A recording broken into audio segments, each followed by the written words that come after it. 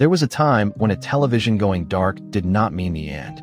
It meant someone would come. In a small American town, sometime in the late 1950s or early 1960s, a family might be gathered around a heavy wooden console television. The picture flickers. The sound hums. A thin white line cuts across the screen. Then nothing. The next morning, someone calls the local repair shop. A bell rings above a glass door. Behind the counter are shelves of vacuum tubes, cardboard boxes, soldering irons, hand tools, and old service manuals. The air smells faintly of dust, warm metal, and solder smoke. A man in a work shirt writes down the address on a pad. Later that day, he arrives carrying a tube caddy and a toolbox. He kneels behind the television, removes the back panel, and looks inside a machine most people would never dare to touch. And more often than not, he brings it back to life.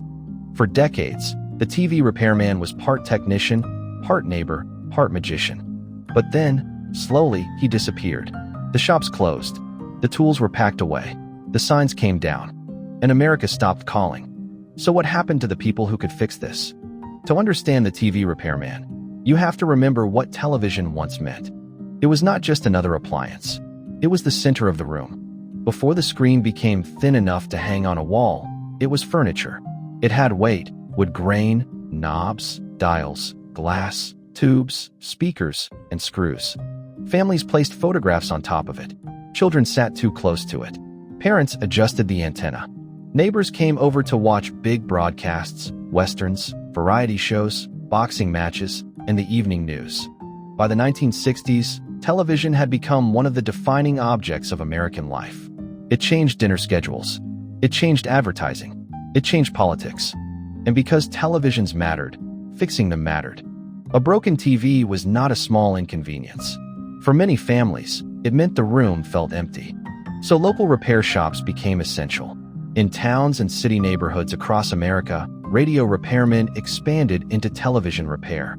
Many of these shops were small family businesses. Some sold televisions in the front and repaired them in the back. Others operated out of narrow storefronts with glowing signs that promised sales, service, and house calls. Inside, the workbench was the heart of the shop. There might be an oscilloscope with a green trace moving across the screen, a multimeter, a tube tester, signal generators, nut drivers, needle nose pliers. There were rolls of solder, coffee cans full of screws, and cabinets with tiny drawers labeled by hand. Paper service manuals sat in binders, each one filled with diagrams and schematics. A repairman read those diagrams the way a mechanic reads an engine. He knew the difference between a bad tube, a weak capacitor, a failing transformer, a tuner problem, or a picture tube on its last days. In the vacuum tube era, some problems were almost ordinary. A tube could burn out. A set could lose vertical hold. The sound could crackle. The TV repairman listened to symptoms like a doctor listening to a patient. What does it do when you turn it on? How long before the picture goes out? Does the sound stay? Did it smell hot? Did it pop? Sometimes the television could be fixed in the home. The repairman removed the back cover, tested tubes, replaced a part, adjusted a control, and waited for the picture to settle. Other times, the set had to go back to the shop. And those old televisions were not easy to move. A console TV could feel less like an appliance and more like a piece of dining room furniture. But people repaired them because they expected to repair them. That was the normal thing. When something broke, you did not immediately ask what to buy next. You asked who could fix it. That question supported an entire local economy. Parts suppliers, technical schools, apprenticeships, repair routes, and small shops with loyal customers.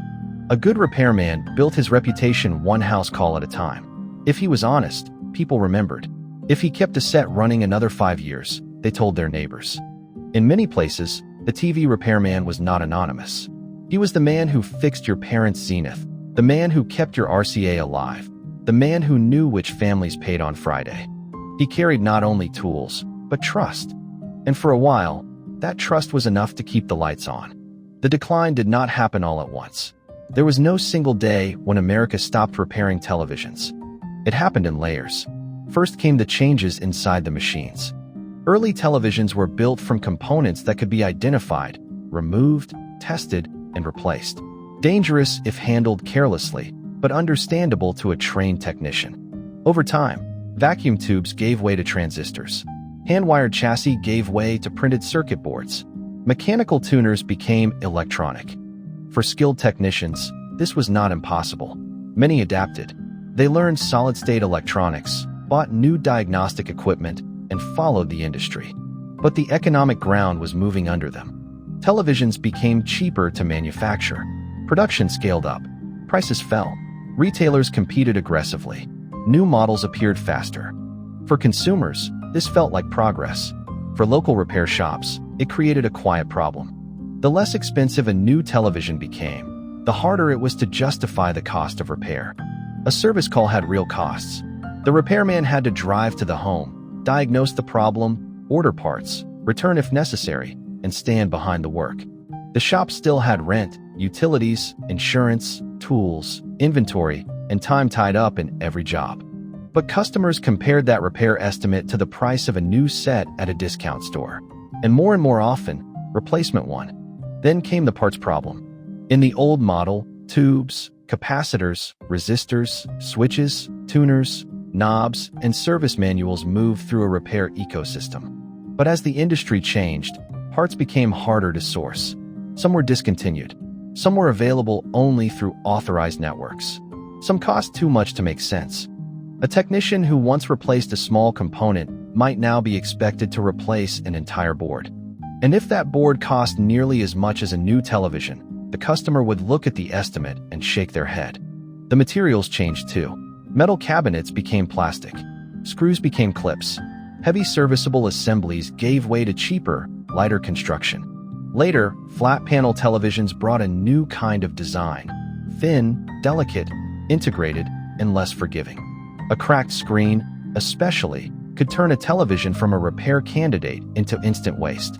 The work became less like repairing a machine and more like deciding whether a machine was worth saving. At the same time, authorized service networks and warranty programs replaced much of the informal local repair culture. For some consumers, this brought consistency. For independent shops, it narrowed the path. Documentation, diagnostic access, and parts could become harder to obtain. And when products became more software-driven, the old logic of repair became more complicated. A soldering iron could still do remarkable things, but it could not always overcome an unavailable part, a locked service menu, or a product designed to be assembled quickly and opened rarely. Then there was the cultural change. For the generation that came of age after World War II, repair was common sense. Many people had lived through scarcity. They understood maintenance. But later generations grew up in a different consumer world. New became easier. Upgrading became normal. The broken object did not always feel like a problem to solve. Sometimes it felt like permission to replace. At the same time, fewer young people entered the trade. Vocational education lost status in many communities. College and office work became the preferred path. The idea of spending a life behind a repair bench, breathing solder smoke, and chasing intermittent faults did not attract enough apprentices to replace the men who were retiring. The TV repairman was being squeezed from every direction. Products got cheaper. Parts got harder.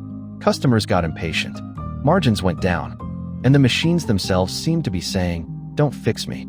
Replace me." The death of the local TV repair shop was not dramatic. It was quiet.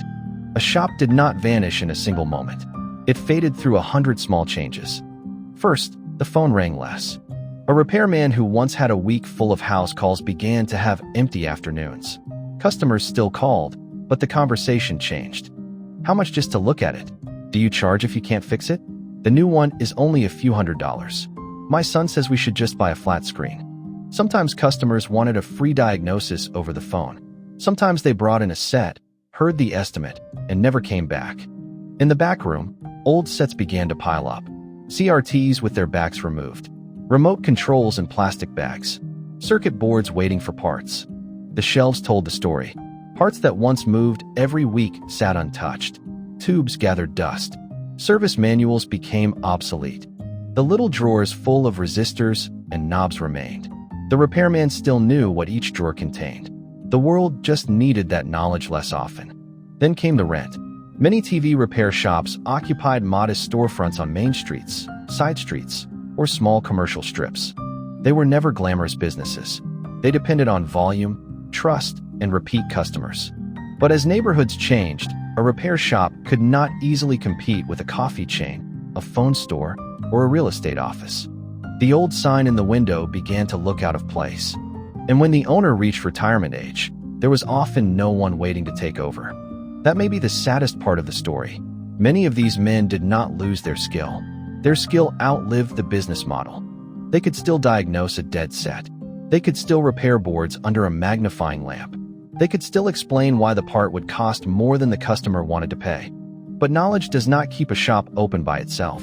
A trade needs apprentices, customers, parts, and products worth repairing. Without those things, even a master craftsman becomes a man sitting in a quiet room surrounded by tools no one asks him to use. Some shops tried to adapt. They added VCR repair, DVD players, stereo equipment, microwaves, computers, and sometimes appliance work. Some survived by serving collectors and enthusiasts. Others moved into commercial electronics. Others simply closed. The final days were often ordinary. A handwritten sign in the window, closing after 42 years. Thank you for your business. A few customers stopped in to say goodbye. Some remembered the repairman coming to their parents' house when they were children. Some brought old radios or televisions and asked if he knew anyone else who could fix them. Often, he did not, because the people who knew were disappearing too. When a local repair shop closed, the loss was easy to miss. There was no national announcement, no headline, no ceremony, just one more dark storefront, one more workbench emptied, one more phone number disconnected. But something larger went with it. A repair shop was a place where objects were given a second chance. It was a place where knowledge lived in hands, not just in manuals. It was a place where a customer could speak to the person doing the work, not a call center, not a ticket number, a person. You could bring in a broken television, describe the problem badly, and the repairman would still understand. It warms up, then the picture goes sideways. It smells like burnt dust. The sound works, but the screen is black. My husband says it is not worth fixing, but it was my mother's. That last sentence matters, because repair was never only economic. Sometimes people repaired things because they could not afford to replace them. Sometimes because the old one was better. Sometimes because the object had history. The local repairman understood that. He knew a television could be more than a television. It could be the set a family bought when they moved into their first house. The set where children watched Saturday morning cartoons. The set that showed the moon landing, the nightly news, or a championship game. When the shop disappeared, America did not just lose someone who could replace a capacitor. It lost someone who knew why the object mattered. And yet, the story is not completely over. There are still TV repairmen. You just have to know where to look. Some work in small towns, where people still bring in older sets and ask for one more repair. Some work from garages, basements, or back rooms rather than storefronts. Some serve collectors who restore vintage televisions from the 1940s, 50s, and 60s. Some specialize in CRTs used by retro gamers, arcade collectors, broadcast enthusiasts, and museums. For them, the old skills still matter. A vintage television is not just a screen. It is a piece of electrical history. It contains the story of American manufacturing, broadcasting, entertainment, design, and domestic life. Restoring one takes patience. The cabinet may need cleaning or refinishing. The chassis may need inspection. Capacitors may need replacing. Tubes may need testing. Old wiring may be brittle. The picture tube may be weak. The high-voltage section requires respect. The set must often be brought back slowly, carefully, not simply plugged in and hoped for the best. This is not disposable work. It is preservation. The last repairmen are not always trying to bring back the past exactly as it was. Many know the old world is gone. They understand the math. But they also know something the throwaway economy forgot. A repaired object teaches you to see differently. When you fix something, you learn that a product is not magic. It is made of parts. It has causes and failures. It can be understood. It can be opened. It can be respected. That idea still matters. It matters in the right to repair movement, to independent technicians, to hobbyists, to collectors, and to anyone who does not want every broken object to become waste. It also matters to older repairmen who still carry knowledge that is difficult to replace. Ask one of them about the trade, and he may not romanticize it. He may tell you about bad backs from lifting consoles, shock hazards, customers who did not want to pay, repairs that failed again, long hours, thin margins, and dusty floors. But he may also tell you about the satisfaction. The moment when the screen came back, the glow of the picture tube, the sound returning, a family smiling because the set worked again. There is dignity in that kind of work. It is not glamorous. It is not fast. It does not scale easily. It does not look impressive in a spreadsheet. But it is human. The last TV repairmen remind us that repair is an act of relationship between a person and a machine, between a shop and a community, between the past and the present. They are not just fixing old televisions. They are keeping alive the memory of a time when the first question was not what to buy next. It was what can be saved. The story of the TV repairman is really the story of a bargain America made. We gained convenience. We gained lower prices, bigger screens, better pictures, lighter products, and endless choice. A modern television can do things an old repairman in 1962 could hardly have imagined. But we lost something too. We lost the idea that ownership came with responsibility. We lost the habit of maintenance. We lost the neighborhood expert who knew our names, our machines, and sometimes our families. We lost the patience to wait for a part. We lost the confidence that the things in our homes could be opened and understood. A product built to be repaired carries a certain message. It says, this object has a future. It says someone may care enough to keep it going. It says the person who owns it is not merely a consumer, but a steward. A product built only to be replaced sends a different message. It says, when I fail, forget me. Maybe that is why old repair shops still feel so powerful in memory. The fluorescent lights, the dusty counter, the smell of solder, the handwritten tags, the half-open televisions waiting on the bench, the repairman wiping his hands on a rag before answering the phone. Those places represented a slower kind of America.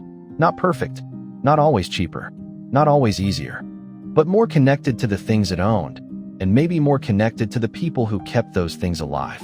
Today, when a screen goes black, most of us do not call the TV repairman. Many of us do not even know where to find one.